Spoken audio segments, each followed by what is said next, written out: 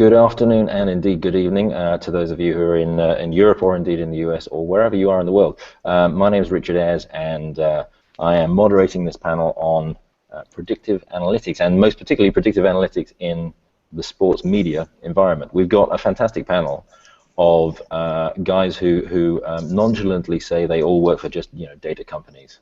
You know how it is, but actually a combination of stats, sports data, and indeed Opta. We have three fantastic speakers. You can see their names on the screens. The gent without the name is Bill Squadron, who's the EVP from Stats. And of course, if you have any questions or thoughts, the guys here at Hashtag Sports are sucking in your questions and they're feeding them to me, and I can feed them back to the guy. So the hashtag to use is hashtag or hash SportsConf. That's SportsConf, C-O-N-F. So, gents, rather than starting off with an introduction on all of you, I thought we'd dive straight in with some questions, and most particularly, let's start with something general. Just talk me through the experience you're having of the kinds of services, the kinds of needs that broadcasters have and that they ask you for when they're trying to use data and pull it into their broadcasts around sports. Who to start with? Bill, would you want to start me off?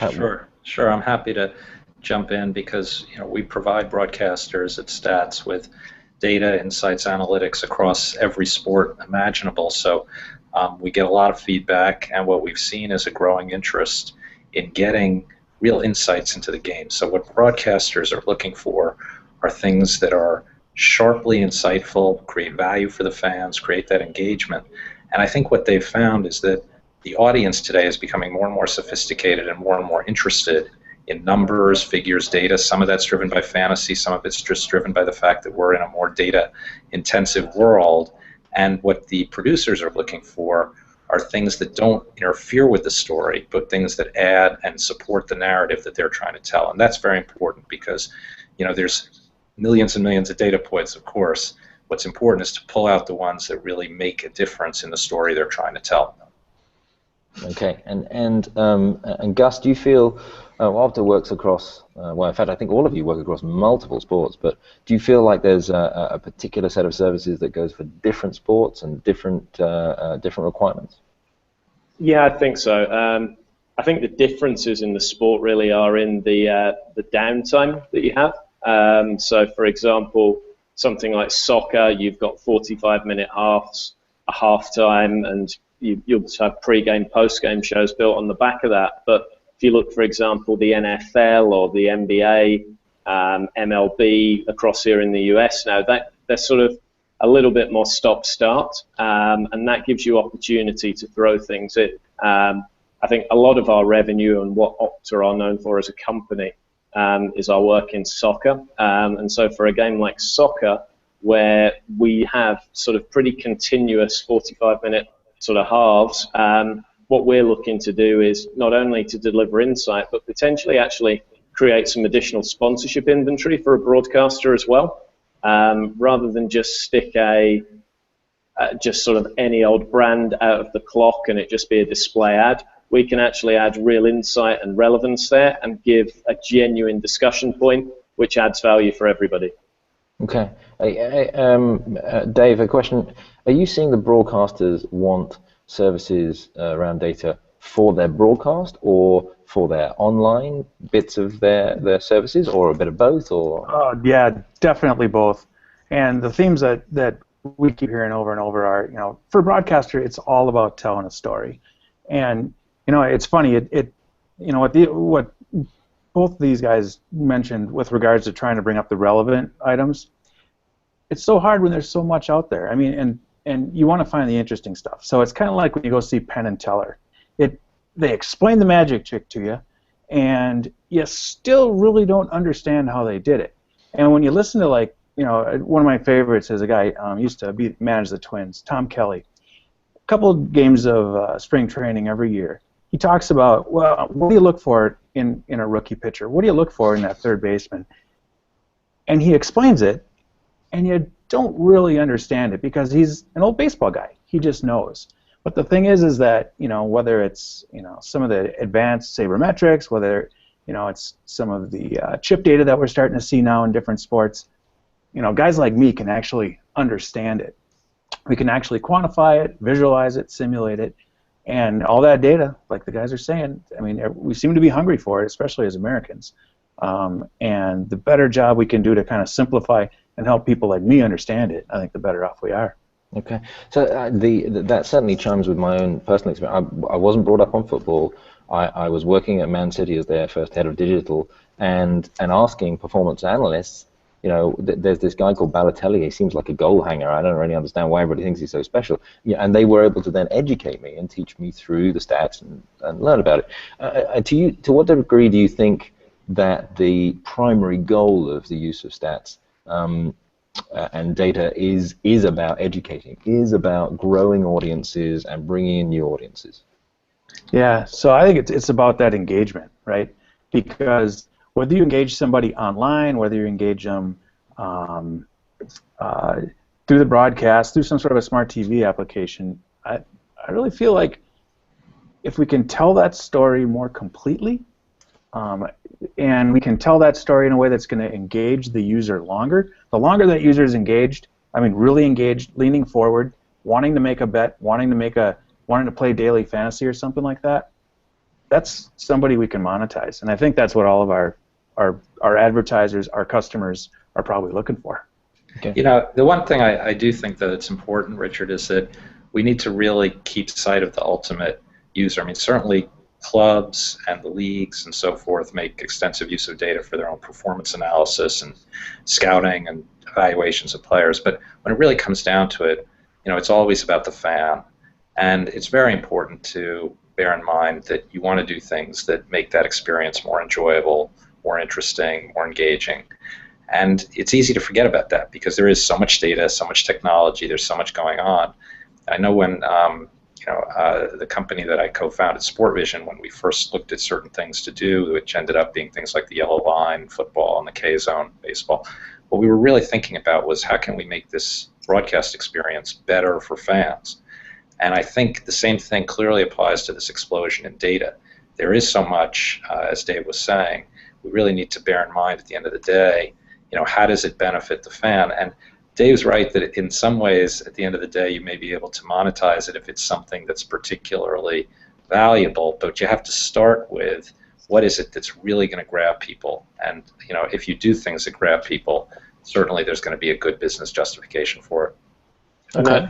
I would go to that with Rich as well. Like you were saying, you had a performance analyst explain to you what you were looking at there, and that's a process that could take place over a 5-10 minute conversation. That doesn't happen in the media. When we look at things that go up on screen as broadcast graphics, having worked with some guys across a few tournaments, something like the Six Nations, working with the BBC and the tournament doing the world feed there, we had a rule in the truck with the guys producing the graphics that if you're going to put something up that's a sentence, you've only got it on screen for the amount of time it takes us in the truck to read it once and then read the sentence backwards, and then it's gone. Like that's all the time you have. So what you create has to have genuine value, impact, relevance, and it has to be able to be understood in probably a 6-second window. But that does, sorry, but Richard, but that does cut to what you said earlier about digital media, because while Gus is certainly right that the broadcast opportunities have to fit into the narrative. It's quick, it's short, you have to make sure it flows. That's where having an opportunity to deliver all kinds of interesting background information, insights, analysis online is great for the fan. And so for example, we have a technology at Stats called SportView, which we use to track NBA players for every game. And what that does is create a gigantic volume of data, which we then turn into reports and analytics. And if you go to NBA.com, their traffic has skyrocketed around that whole statistics area because now they're seeing all this great new data, really interesting analysis behind the scenes. They're able to see things like, the percentage of three-point success on catch and shoot versus off the dribble, things that they never had before. And that's really engaging the fan. Isn't there a risk that this is sports data nerd stuff for sports data nerds, and it's just for the hardcore, and only for people who want to dig around in a bunch of spreadsheets and numbers. And actually, that's the reason why you can only use it for a split second on screen, is because it's so bloody complex, nobody can understand it, and it's not adding the easy value to your average sports fan. Is that? I mean, I'm devil's advocate now, but isn't that the case? I don't know. I would say look at where we've come from on it all, really. I think if we look at what we classed as performance data in a broadcast in, say, the late 80s, early 90s, it would be someone's name, possibly their date of birth, how many appearances they'd made. And if we just put that up now, it wouldn't be good enough. So things that we consider actually as relatively simple now, again, soccer, number of passes. I think one of the greatest graphics that's been introduced in the NFL this year, I think it was CBS that did it, just a tick cross in terms of quarterback pass completion for their last 10 passes down the left-hand side. Something incredibly simple, but it's performance data, it's how someone's doing on the pitch, but breaking it down into the need-to-knows. And then you have, as Bill absolutely said a moment ago, all of these other portals and other places that we have the opportunity for a deeper delve if we want to go and find it. And we don't really have to find it. It's there for us, and we can get access to these portals very quickly, very easily. There's people like yourself, Richard, and others doing great jobs in digital, making the interfaces better for us to do that. And that's what it's all about. It's appealing to the fan, the fanatic, and the absolute madman who's crazy about the sport, and sort of hitting all of those touch points. Yeah, you have to strike the right balance on air, but that balance, as Gus just said, has changed over the years. When they first put up, 20 years ago now, the time and score of a game, people said, "Oh my God, there's going to be much too much information overload," and so forth. Now you can't imagine turning on a sports event without not only seeing that, but seeing things like, at least in baseball, how many men are on base, what the count is, and so forth. People have become more and more used to it, and it's very valuable to them. It's useful information that they are perfectly comfortable with. And so it is one of these things where over time people become not only more comfortable with it, but they want more. I mean, I would expect, we have a model for predictive analytics where we actually can project what the probability is that the next pitch will be a fastball or a curveball, or what the on-base probability is, because it's a 2-and-1 count as opposed to a 1-and-2 count. That percentage probability may become part of the screen over time if the fan shows that they want it. And that's the balance that a producer will strike. And as a cricket fan, I'm just going to clarify, I didn't understand a word of what you just said, but clearly there's some stats to help me out. But as a cricket fan, I would love to have, clearly you can't be a cricket fan without loving a bit of data. Dave, do you feel like one of the, when I'm thinking about the user journey here, this could end up being, if the fan wants it, almost like one of those stock market consoles, where they have like a TV in one corner and it's only a quarter of the screen, and actually the rest of the screen is full of tickers and scrolling and graphs and all that kind of stuff. Will it go in that direction? Well, I think the beauty of it now is that we have a choice, right? And that choice can be on our smart TV, or it can be some sort of a secondary device that complements it. Because as a broadcaster, I mean, really, you're trying to kind of capture the biggest audience you can all at once, and one size doesn't fit all. I mean, and as a matter of fact, one size doesn't fit me, because one day I may be in the garage working on my car, the next day I'm on my couch, I'm playing daily fantasy, and I'm really engaged. And then maybe one day I'm sitting next to you in the UK where I can actually sports bet, and I'm really leaning forward and I'm doing some betting. Mm-hmm. So I'm going to behave very differently all those days. But the thing is and I'm only one person, so as a broadcaster, I'm going to tell my story to as many people as I can at once. And then our palette is so expanded now, being able to use these secondary devices where we can tell the story however we want to see it. Okay. Let me raise the accuracy question, because people quite often say, that half these numbers they say things like made up or incomplete, or they're not fulfilling the whole value. I'm sure you kind of get this stuff all the time. I remember somebody from EA Sports telling me that the engine inside FIFA 15 was good enough that it would be 75-80% accurate on predicting games. Tell me, Gus, start me off. You're making stuff up, or how accurate is this, right? How detailed can it get? You've been in and seen, Richard. We have a few for the different sports that we collect very rich data, proprietary collection systems that have been built over the years. We work with the teams in the professional game to advance our definitions, everything we're collecting year on year as much as possible. So we go to the most granular lengths we can do to get all the information. And accuracy for all three of us is key to our business. Otherwise, people would leave us and wouldn't be using us. I think the fact that we all work across major broadcasters and work in that space sort of speaks for itself. There is no place to hide on the first screen. It's where the most eyes are, and that's it. It's the accuracy. That bit of it is something that we will strive to make sure we do as great a job as possible, and we feel we do pretty well with Opta. And then on top of that, it's that insight layer. It's producing the tools and giving people the tools, the ability to deconstruct it and create a narrative to make it the best possible product for those that are consuming it. Yeah, I would agree 100% that the core data around a match, I think that people can rely very confidently on the accuracy of it. I think the discussion that I've heard that's always interesting is the accuracy of the predictive analytics when you're creating probabilities around a result. That's the key thing, yeah. And that's actually quite interesting because, to give you an example, Bloomberg Sports, which, was acquired by Stats, so we're now part of Stats, we built a World Cup model last year that was extremely accurate. Ahead of the tournament, we said that Brazil had a 20.4% chance of winning the entire tournament, which was the highest of any of the teams. Once we announced that, the newspaper headlines were, Bloomberg picks Brazil to win World Cup. Well, of course, what we were actually saying was that Brazil had a 1 in 5 chance, and in fact had a 4 in 5 chance of not winning. But it's really all about predicting winners. But the one thing I would say is that there are big differences in accuracy, and you can build scientific models based on really core technology, like our team has done, based originally in the Bloomberg area, now combined with Stats, very accurate. But it's all relative. So we did win the FSTA, Fantasy Sports Trade Association Awards, for the most accurate NFL fantasy projections, the most accurate MLB fantasy projections last year, and that was the result of a lot of work.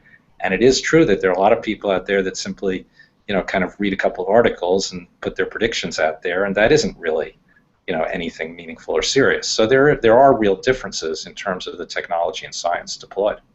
So Dave, coming to you, do you think that there's the predictive side of the analytics will support pundits on broadcasting or undermine pundits on broadcasting? Is that something that, effectively we won't need pundits anymore because the data will tell us the whole story? Well, I guess really as I look at it, we're all going to be more engaged, right? Because we're all going to feel smarter. We all stayed at a Holiday Inn last night, and we're sure we're right. And when I feel smarter, I'm more likely to play daily fantasy, and I'm more likely to sit next to you and gamble in the UK. I think the fun part is that we can talk back to the radio, we can talk back to the TV more intelligently now. Again, because the information is a little bit more readily available, and it's been kind of pre-digested for us. So yeah, I think it's a great thing. And it has to be looked at as really as fun, because whether we say that the Seahawks have a 99% chance of scoring on 2nd and goal at the 1-yard line to win the Super Bowl, we can't predict whether or not Pete Carroll's going to call a pass or a run. Right. That's the great thing about sports, is that it is unpredictable. The really fun and interesting thing about predictive analytics and probabilities is that it gives fans something to argue about, to disagree with, to bet on, to pick their daily fantasy team on, and hopefully get an edge or do something that adds to their insight or enjoyment. But we have to, remember its place. And the great thing about sports, while data contributes tremendously to fan engagement, is its unpredictability and how excited we all are to see what's going to happen next. I completely agree, Bill. I was just going to say these are people we're talking about, right? And we're all inherently unpredictable. So go ahead, Gas. Sorry. Sorry, mate. It's just I think it's something like it's about how talented the people that are producing the TV, the shows, everything around it are. It's like anything. Any segment will die within a broadcast, within whichever channels you do it, if it's not supported correctly, if it's not got all the relevant pieces around it. It's about constructing things that are entertaining, and the analytics can certainly be part of that. I think the work we've done in the UK with IBM on TriTracker, producing sort of preview games and bringing preview of games and review of matches in rugby using some of these techniques that IBM have used in tennis and extending that, so looking at keys to the match, are a great way of doing it, breaking it down into what are the 3 must sort of meet targets that ensure success. And I quite like that sort of, if these particular outcomes are successful, that will lead to the overall result and picture. And I think that's just as good as putting a number on something and saying there is a X percentage chance of happening or this or the other. It's, well, how do we break that down from just one solid number into something that people can understand, engage with, and it actually creates further points of discussion and enhances the narrative beyond that as well. Yeah, I was the 7-league team were involved in the first version of the IBM TriTracker, and the basic premise of it was rugby is such a bloody complex game. Nobody knows who's got momentum. You know, let's start with telling you who's got the momentum. Even if you haven't got the territory, you can still hold that momentum in the game. So there was an explanation and an engagement, and as you say, that kind of benefit. Talking about value, all 3 of you have mentioned value, and there's the betting side. I wonder also if there's sponsorship and the monetization around it. You know, is there something that besides fan engagement and fan enjoyment, is this a kind of angle of sports broadcasting that is one that is directly monetizable, and if so, how? Well, we've certainly seen at Stats that brands and sponsors want to be more attached to technology, data, analytics, because they think that it helps to both engage their audience in different ways, whether it's through a bracket or a game or simply a widget or some sort of insightful data or a rankings system or something like that.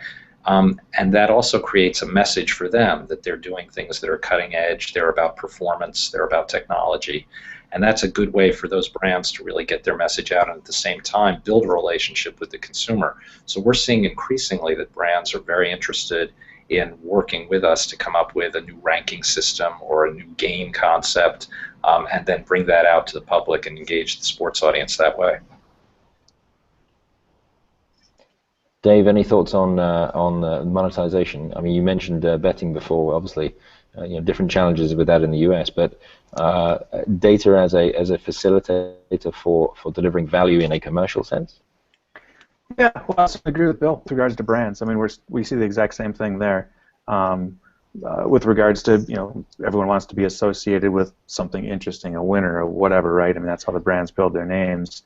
But, you know, now that there's more avenues for discussion, I mean, certainly we see everything from, you know, kind of the microcast or Sirius XM or whatever it happens to be with regards to a smaller radio show, where it's just you get more like-minded people together where you know you can reach them in some way, whether it's to engage them with a game, whether it's to engage them with some sort of advertising or whatever it happens to be. I mean, fish where the fish are.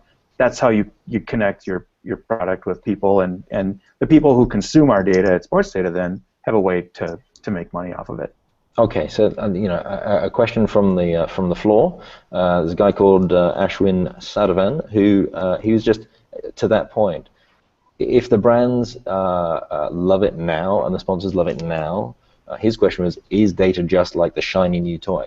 It's the thing that the demand is going to die down eventually, and it's just going to get integrated as something more normal, or I suppose my other take on it would be that it's going to increase and grow into a more dominant part of the broadcast media? Go ahead, Gus. Yeah, I would certainly probably be from the opposite point of view there, and I think it's only going to increase the use of it. I think when we look at the number of platforms and space we have to fill, I think data is something that fits in, gives people unique programming, it gives people an opportunity to create spin-offs, far more differentiated content series, and it's another strand to the broadcast for them that it will only grow and grow. I think being a sports fan maybe 15, 20 years ago was measured in attendance.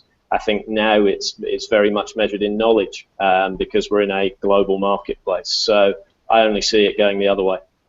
Yeah, all the historical trend has been that fans are becoming more and more interested in learning about the game, using data to do things like fantasy or to bet on things.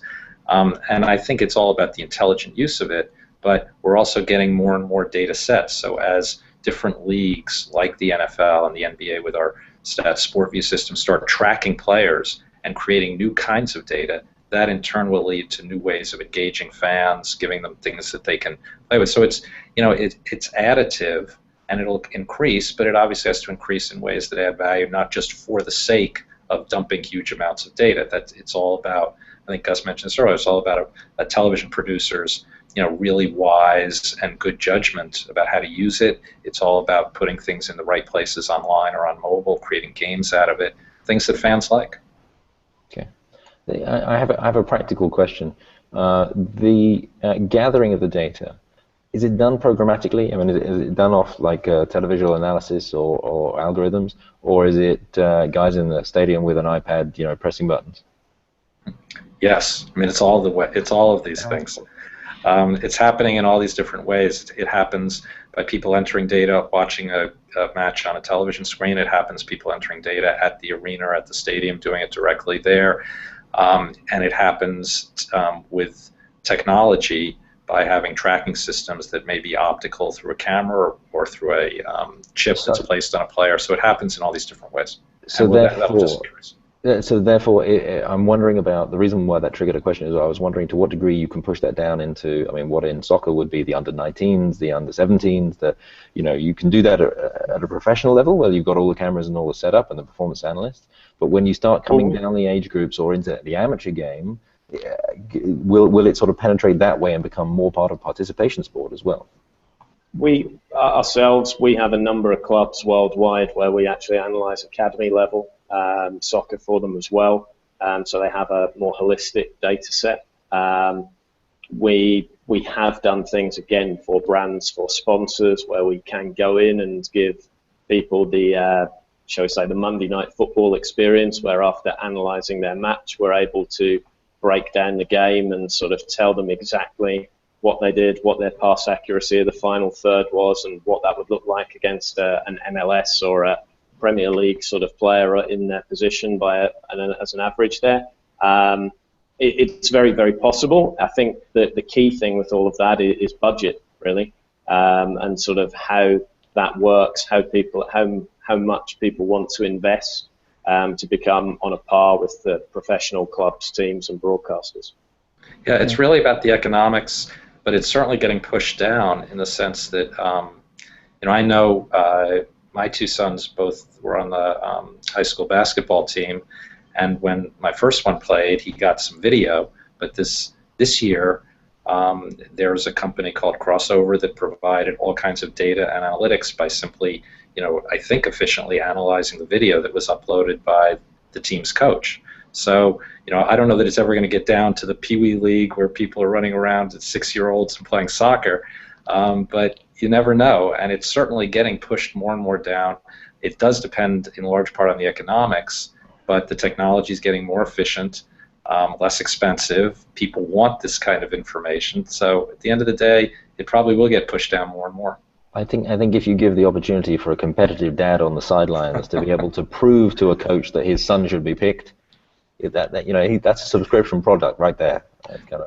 Right, as they say, priceless. Yeah, indeed. Dave, something I wanted to ask you about U.S. versus European. Mm-hmm. You've done stuff in both fields, right? Yep. some people say, a little bit like Gus was saying earlier on, because of the nature of the sports and the way the gaps break out and that kind of thing, that actually, an American audience loves all of its sports data integrated into broadcast, and a European audience, because of soccer, because of the flow you get of 45 minutes, doesn't like the interruption so much. Is that a difference you're seeing? Is it something that the broadcasters are seeing and they're reflecting on you, or is that one of those things where it's just about it's evolutionary? I think it's evolutionary. I think it's from a societal perspective here in the U.S. Yeah, for whatever reason we seemed to jump on the stats thing first, and I think a lot of it actually had to do with fantasy football. I mean, that really was our first big jump in the stats, where really the mainstream looked at it. I mean, you can look at sabermetrics and kind of the Bill James era of Moneyball and all that. I mean, that certainly was a big deal with regards to baseball, but not that many people play fantasy baseball, right? It really was NFL, American football. And now, like Bill has a son playing basketball. I have a son that plays soccer and traditional football, pardon me. And I look at, there are a lot of statistics there, but I don't have a good reason why. And actually, you may be able to tell me, or Angus, you could probably comment on it too. For whatever reason, fantasy soccer just isn't catching on the way it does here. Even though once I look at all the stats and a lot of them that Opta even produces, it's amazing. There's so much there, and especially with the chip data in the soccer players and stuff, it just doesn't seem like that story resonates with that audience. That said, I see more just as an outsider, but Angus, any thoughts on that? I think the difference in sort of fantasy football, fantasy NFL and fantasy soccer, the season length is a huge part of it. We've sort of got across the entire Premier League, you've got 380 games in a season. That's a lot of fixtures to play and a lot of players to keep track of week in, week out. I also think where perhaps for North America, soccer is very much on the rise in popularity, and people are there, but we've been there in Europe for and other parts of the world for a long time, and we've had the ability to bet. So it probably wouldn't follow the same life cycle, interest cycle. I think often the criticism of the fantasy sort of sports in soccer is that if you're not in it in the first month, you're probably not going to win it. It's going to be those same 2 or 3 guys. Whereas the American sort of 1v2 fantasy model, I play a different guy in a league-based matchup every week, is great for keeping people's interest. And that is something people are looking at, sort of draft-based soccer games. They're looking at sort of peer-to-peer, all of those kind of things as mechanisms to sort of gamification and raising the level of interest. I think it very much, that those games are out there now. They're there to play. I think the rest of the world, the vast majority of them have the ability to bet, and not just bet on win or loss, but to bet on a whole host of other variables, first goal scorer and scorecast, sort of things like last goal scorer. There are lots of ways to have sort of small action to make it interesting, that even if I put £1 on sort of something like yesterday, £1 on Ivanovic to score first in the Champions League, I'm going to get a better return in that than I am from a peer-to-peer bet on fantasy football or fantasy sports within the US. So it's very different stages of the market where it's evolved to.